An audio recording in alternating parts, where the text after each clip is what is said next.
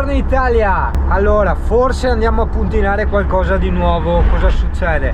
Da Alessia gira l'influenza e la febbre e quindi insomma andremo avanti all'infinito.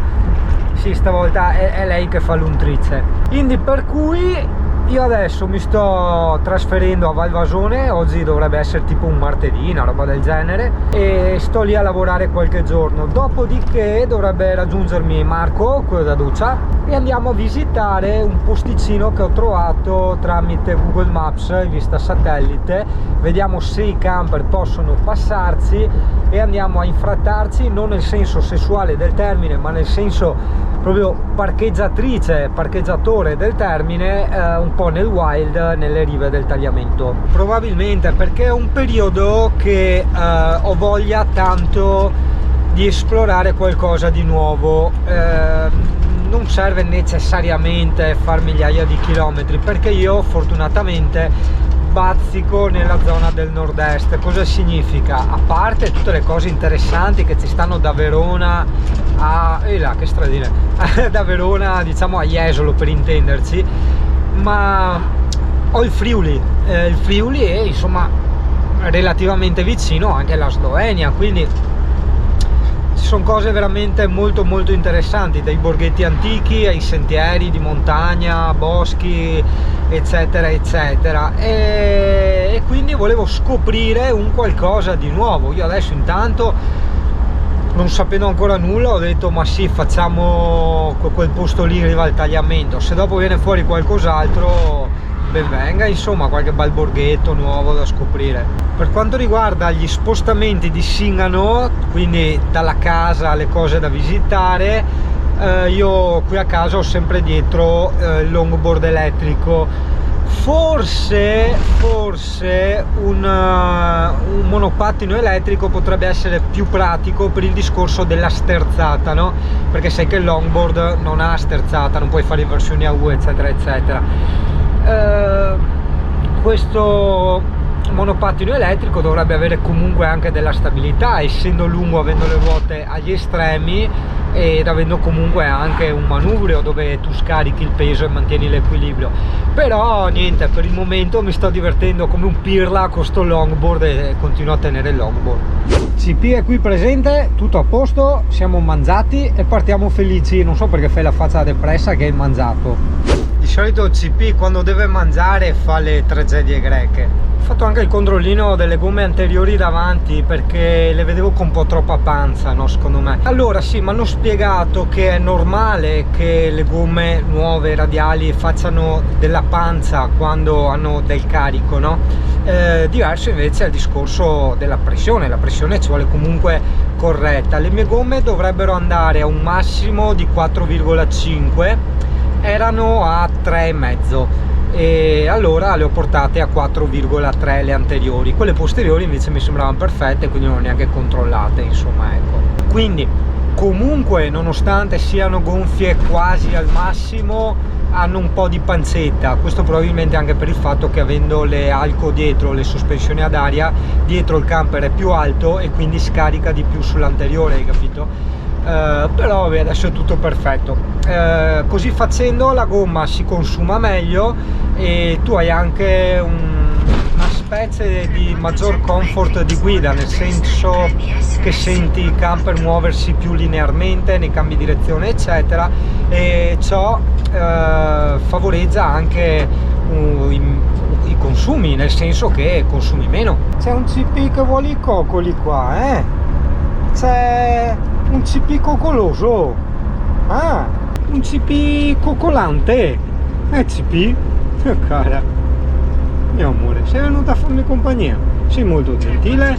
Vedi, per andare a Valvasone c'è un'autostrada gratuita, però a Singano piace veramente troppo andare via ai 50-60 all'ora col suo camperino e vedersi i paesini. Cioè, per me questo è parte del viaggio, ho sempre detto. Questa è una cosa veramente bellissima che però non tutti possono capire, ma non tutti possono capire non nel senso che chi lo capisce è intelligente e chi non lo capisce è mona, no, bisogna, attenzione, smetterla un attimo con tutto questo egocentrismo, perché non possiamo proiettare sempre le nostre visioni sui discorsi degli altri. Quando Singano, ormai avrà imparato anche a conoscerlo, parla così, è riferito sempre a una visione molto oggettiva delle cose. È un po' come dire, non tutti possono capire, no, la bontà della peperonata e i vari tipi di peperonata, ma non perché chi la capisce è intelligente e chi non la capisce è scemo,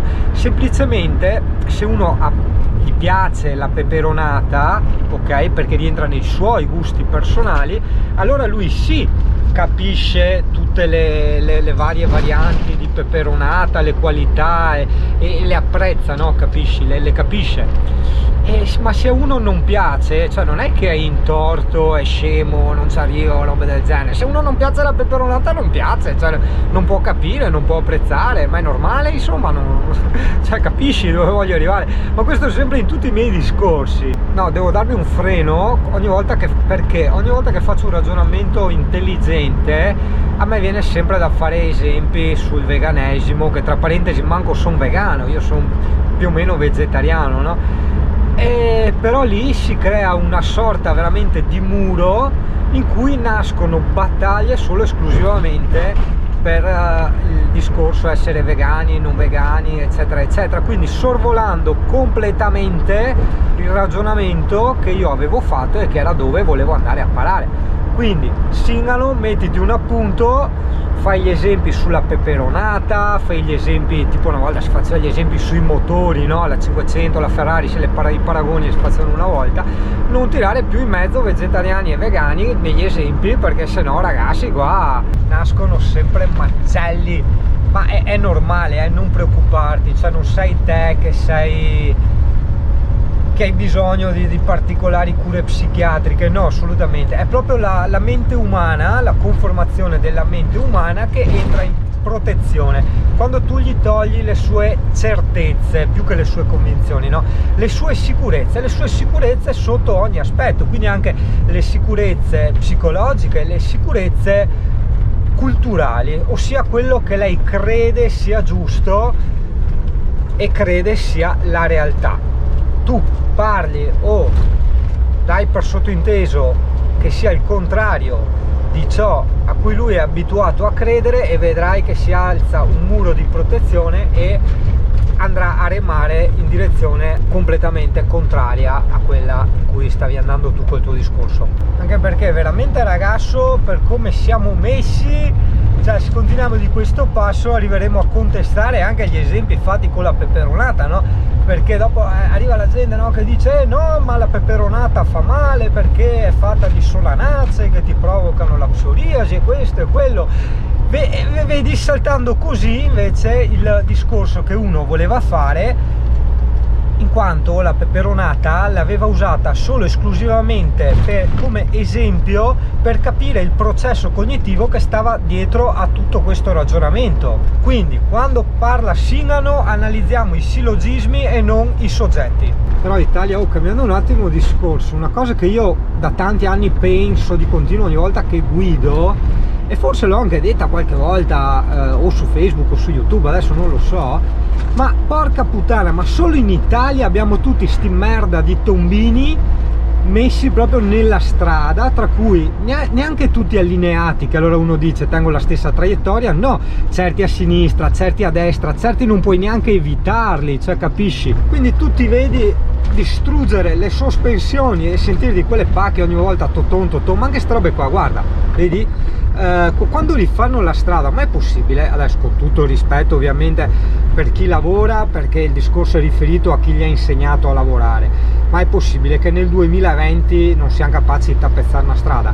Cioè devono per forza sempre bucare per far passare tubi eccetera, e il tappone che fanno è peggio di una buca. Cioè, sono cose incredibili. A me dispiace anche farti sto discorso su una strada presa anche bene, perché fatta caso destino vuole che adesso sto parlando su una strada che è anche presa relativamente bene, ma guarda che ci sono di quelle strade veramente oscene e ti viene da chiederti ma perché solo in Italia? Cioè persino in Albania, porca puttana, nel senso che noi italiani abbiamo lo stereotipo delle strade albanesi che sono disastrate, no? Che sono paesi un po' lasciati andare, e non è vero un cacchio.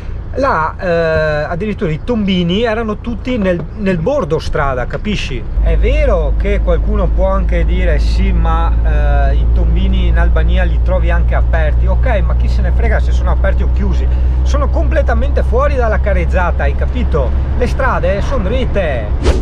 Per chi apprezza, vedi, questo è il non fare l'autostrada, stradine interne. Tra l'altro ho anche sbagliato a prenderne una, quindi ne sto scoprendo una nuova. Guarda che bello, qui i campi, le case abbandonate, guarda che vedi anche le montagne in fondo, perché cioè in fondo nel senso laggiù in fondo, che è una bellissima giornata oggi proprio, accidenti.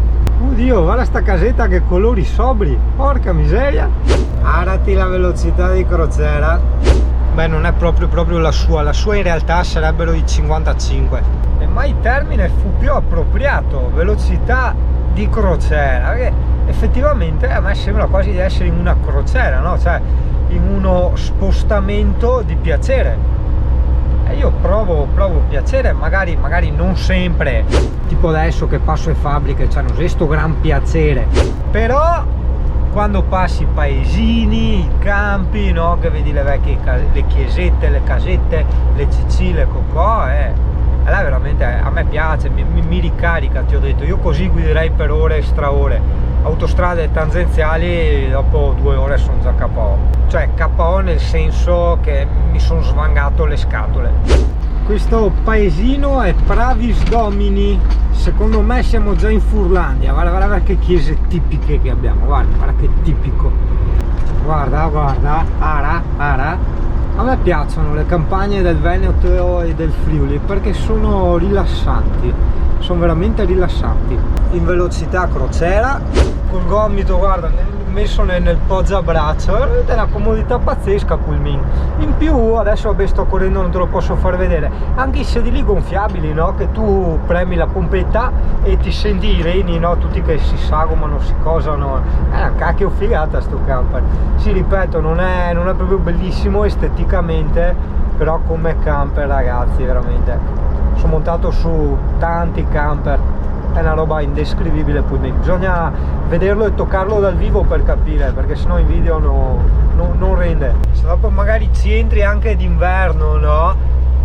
Là veramente la coibentazione è un qualcosa di incredibile. Dopo lì quando entri dici ma come? Veramente i termi spenti? Sì, è una cosa assurda. Cioè abbiamo quasi 1 centimetro di vetroresina e poi poliuretano espanso in tutte le pareti abbastanza larghe. T'ho detto, è la casa, io la sento tanto come casa. È vero che puoi spostarla perché ha le ruote, per carità, purtroppo, a meno che non sia miliardari,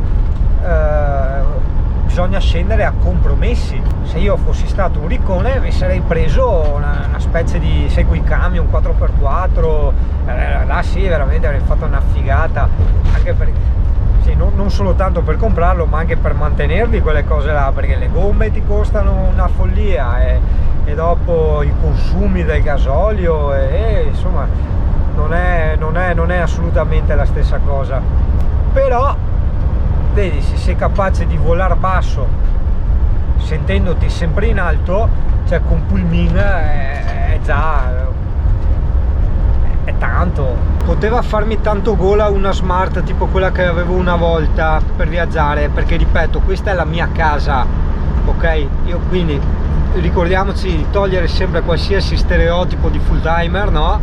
Io sono semplicemente Yuri, Singano, chiamalo come vuoi, e faccio sempre e solo esclusivamente quello che voglio, senza seguire nessuna regola, perché se mi parli di full timer eccetera, allora anche lì ci sono regole, no? Io posso dormirti in albergo, posso dormire a casa dell'Alessia, posso fare quello che voglio, semplicemente io ho il camper come casa e pompo tanto su questa anarchia individuale che è il messaggio principale del canale. Il camper è solo un dettaglio, è una cazzata. Però tornando al discorso, no, che stavo facendo della Smart, sì, io anche potrei permettermi una Smart usata eccetera, però cioè, com'è nato tutto questo discorso, sta bellezza, che bello avere un solo bollo, tra l'altro simbolico, e una sola assicurazione, tra l'altro 240 euro all'anno, cioè, hai capito, è diverso, una sola revisione, i tagliandi farli una volta sola, i pezzi di cambio solo, cioè vuol dire tanto avere una macchina, capisci?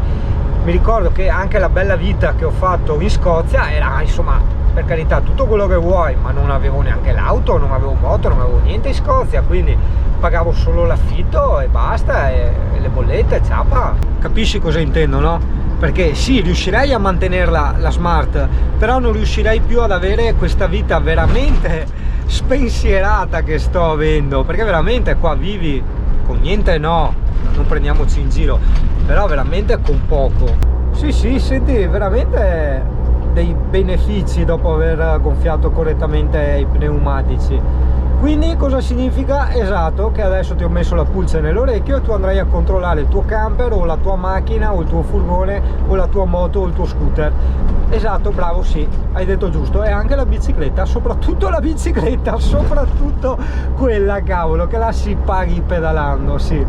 Vedi, è quando sei tu a pagare, no, che presti più attenzione. Infatti io la bicicletta, quando andavo a farmi i bei giretti, sempre mi mettevo le gomme belle gonfie e oliavo la catena e la pulivo e tutto quanto, perché vedi, perché là andavi a pagare tu, mentre qua dici ma tanto è il motore che lavora. Però no, dai, c'è il piccolo tornaconto che è proprio questa maggior fluidità nei movimenti, nella sterzata. Prova, vai.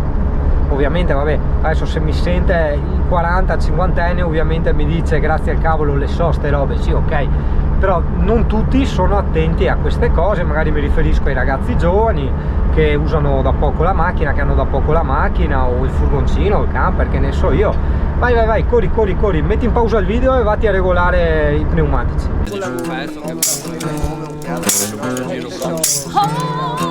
Eccolo.